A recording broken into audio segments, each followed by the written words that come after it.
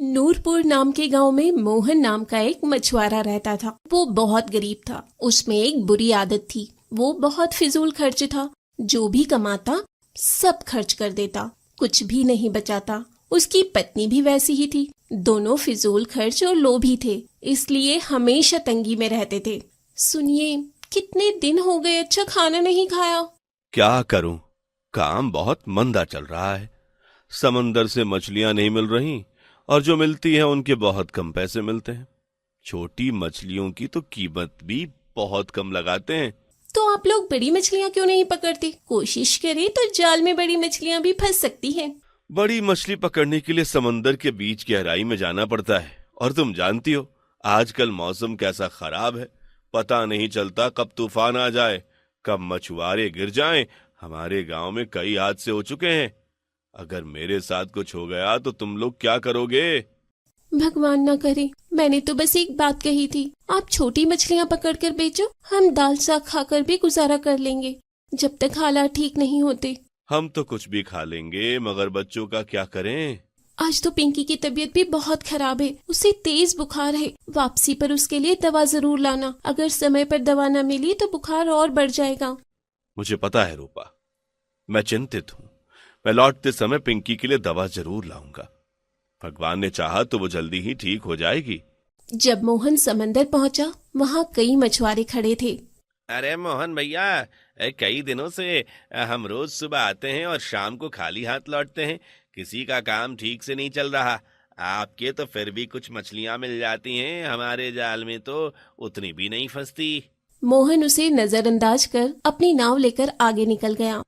आज तेज धूप है, तूफान के कोई संकेत नहीं, इसलिए मैं समंदर के बीच जाता हूँ और वहां से बड़ी मछली पकड़ने की कोशिश करता हूँ। मोहन समंदर के बीच पहुंच चुका था और उसने अपना जाल डाल दिया था। वो देर तक इंतजार करता रहा। अब तो समंदर के बीच भी मछलियां नहीं हैं। क्या मुझे खाली हाथ ही लौटना पड़ेगा? क्या आज भी बाकी मछुआरों की तरह मेरे बच्चे भी भूखे सोएंगे? भगवान ऐसा ना करे। मैं एक आखिरी कोशिश जरूर करूंगा। भगवान का नाम लेकर मोहन ने एक बार फिर से जाल पानी में फेंक दिया था और थोड़ी देर के बाद जब उसने जाल खींचा तो जाल बहुत भारी था। अरे, ये जाल तो इतना भारी है, अकेले मुझसे खींचने से हो भी नहीं रहा। लगता है मेरे जाल में बहुत बड़ी मछली फंसी है। लगता है ऊपर वाले ने मेरी सुन ली। जब मोहन ने जाल को मुश्किल से बाहर निकाला तो देखकर हैरान रह गया कि उसके जाल में एक सुनहरे रंग का बक्सा था। अरे, मैं तो समझा था कोई बड़ी मछली फंसी है, मगर ये तो लोहे का बक्सा है। अब इस लोहे के बक्से का मैं क्या करूं? मोहन बेजार सा हो गया था। बेजारी से उस लोहे के बक्से को देख रहा था। तब उसके मन में एक विचार आया। ये बक्सा देखने में तो कीमती लग रहा है और कितना चमक भी रहा है।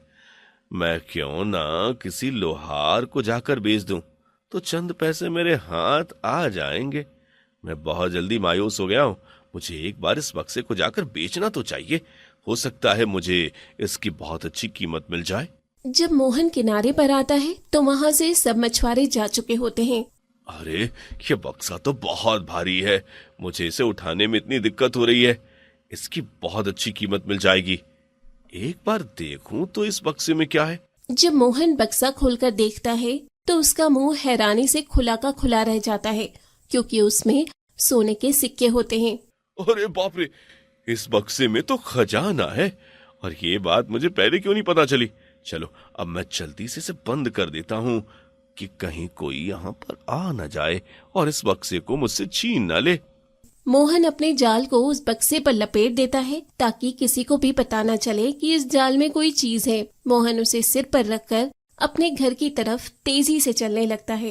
अरे, ये क्या आपने अपने सिर पर रखा हुआ है? लगता है आज भी आपको मछलियाँ नहीं मिली। अब हम क्या करेंगे? घर में तो खाने को भी कुछ नहीं है। अरे भाग्यवान, तुम्हें क्या पता, हमारा जीवन बदलने वाला है। हमें वो मिल गया जिसके बारे में लोग सिर्फ अपने सपनों में सोच सकते हैं। ऐसा भी क्या मिल गया पतिदेव? इस गरीब की झोपड़ी में कौन सा कीमती खजाना आ सकता है? हम तो 2 वक्त खाना मुश्किल से खाते हैं और आप इतनी बड़ी बड़ी बातें कर रहे हैं जैसे कि आप बहुत अमीर हैं।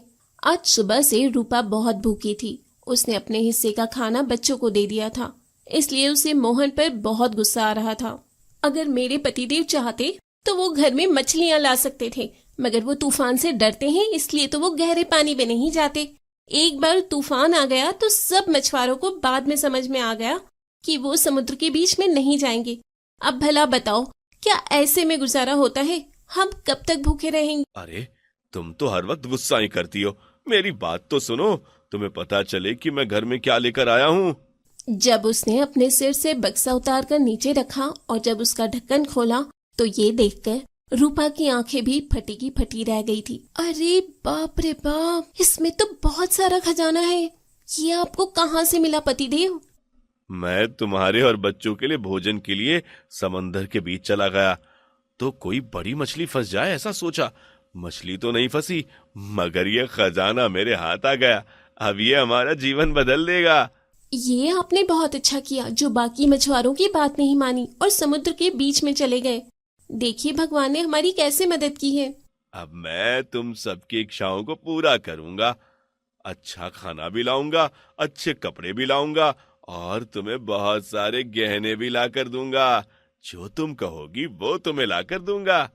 पतिदेव आप कितने अच्छे हैं, कितना मुझसे प्रेम करते हैं। मैं ही बहुत बुरी हूँ जो आज तक आपको समझ ही नहीं सकी। वो सभी बहुत खुश होते हैं। मोहन थोड़ा थोड़ा करके वो सोने के सिक्के शहर में जाकर बेचने लगता है।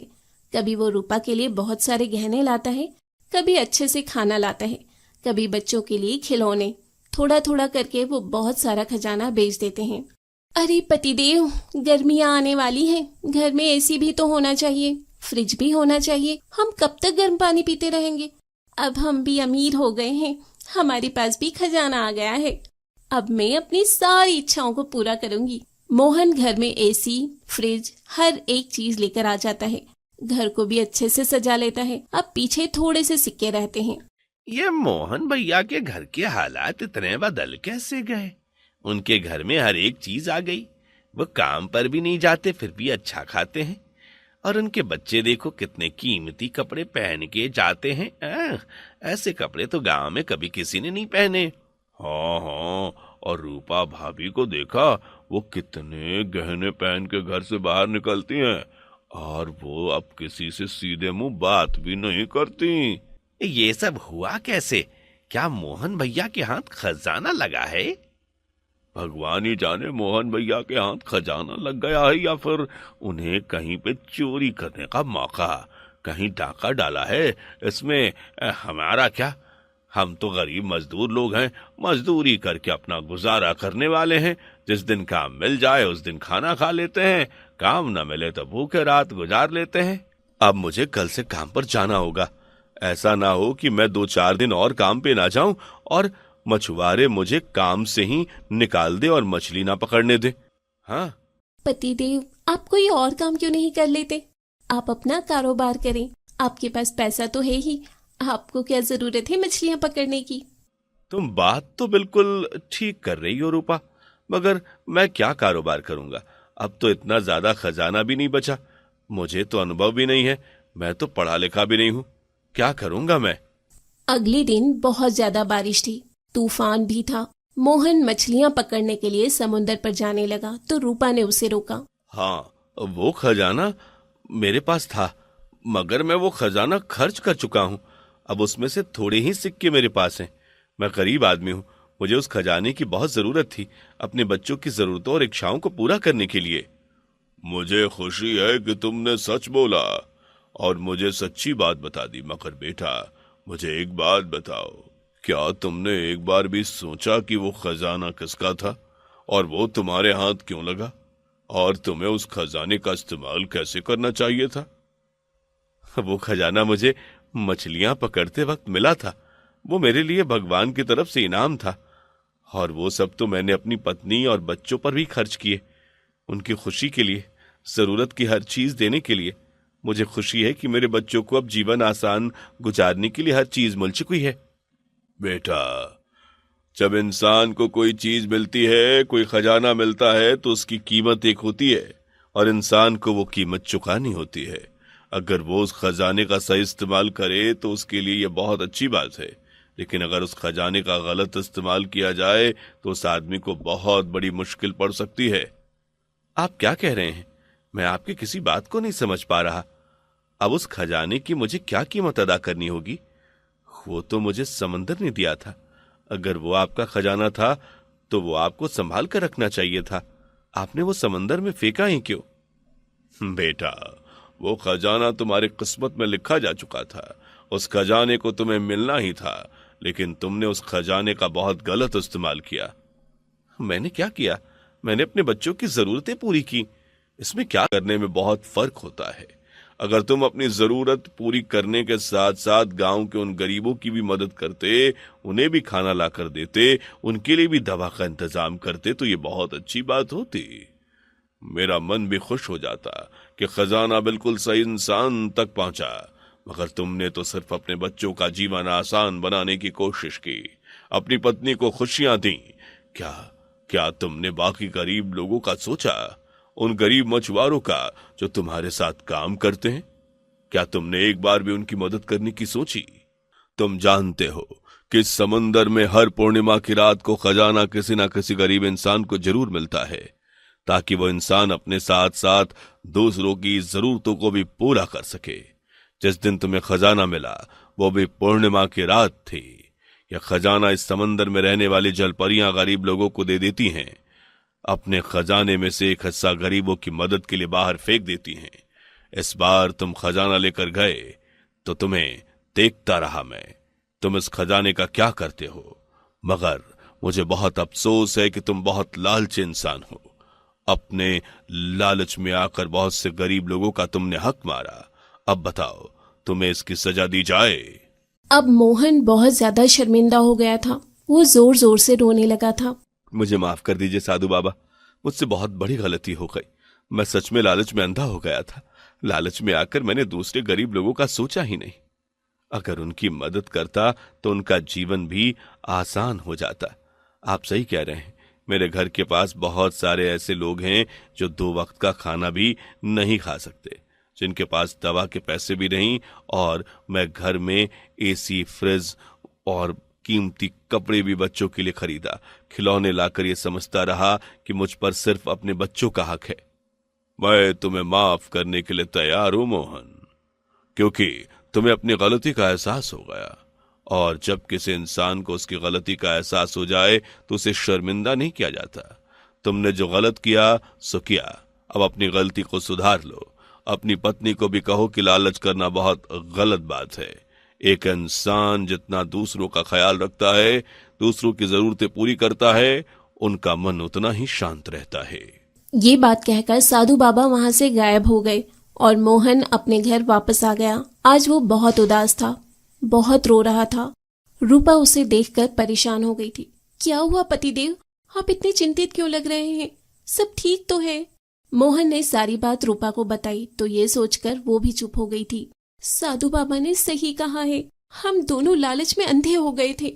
लालच में हम दूसरे गरीब लोगों को भी भूल गए। मैं फिजूल में इतने गहने बनवाती रही, इतने कीमती कपड़े लेती रही। अब ये कीमती कपड़े मैं उन लड़कियों को दूंगी जिनकी शादी होने वाली है, ताकि वे अपनी शादी में ये कपड़े दहेज में रख सकें, और कुछ मैं उन लड़कियों को दे दूंगी जिनकी शादी गहने न होने के कारण नहीं हो रही। अब इन लोगों ने अपने जीवन को बदल लिया था, अपनी सोच को भी बदल लिया, तो उनके मन को शांति भी मिलने लगी थी।